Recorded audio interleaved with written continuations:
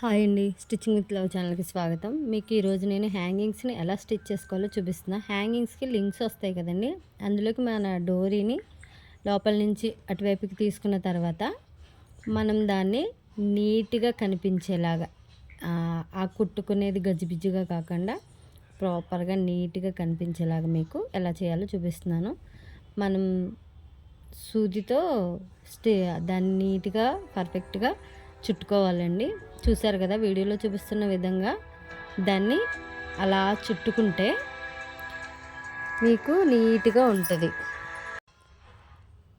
దారంతోటి చుట్టుకుంటూ ఎక్కడ edges parts అనేవి కనిపించకుండా కవర్ అయ్యేలా చుట్టుకోవాలండి.